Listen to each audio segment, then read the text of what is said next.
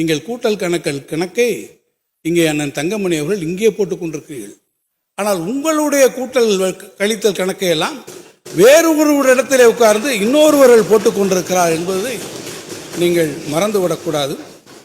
அதுவும் வேறு எங்கோ ஒருவர் உட்கார்ந்து உங்களுடைய தொண்டர்களுடைய எதிர்காலம், உங்களுடைய அணுகாவினுடைய எதிர்காலத்தை எல்லாம் காலத்திலே நீர்த்து போகச் செய்யக்கூடிய அளவிற்கு சாணக்கிய தந்திரத்தோடு இந்த கணக்குகளை சிலர் எங்கோ உட்கார்ந்து போட்டுக் கொண்டிருக்கிறார்கள்.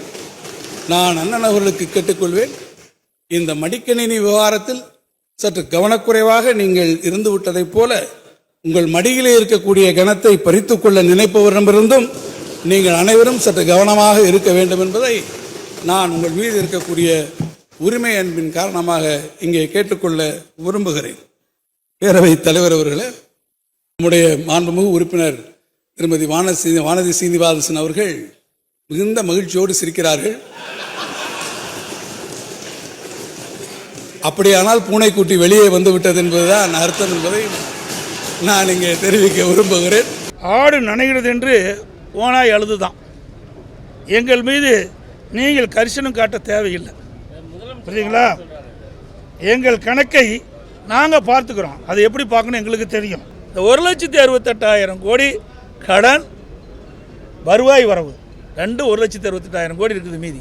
இதில் என்ன ஒரு புதிய பெரிய திட்டத்தை கொண்டாந்துருக்காங்க இந்த அரசு? எதுவுமே தெரியல.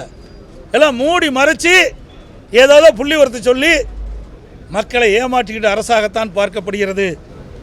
அதோட நாங்கள் கூட கேட்டோம், இந்த ஆட்சி ஏற்பட்ட பிறகு எப்போ பார்த்தாலும் புதிய தொழிற்சாலை வந்திருக்குது, இன்றைக்கு வேலைவாய்ப்பு பெருகுது, பொருளாதாரம் அதிகமாகும்னு சொல்லிட்டு இருக்காங்க.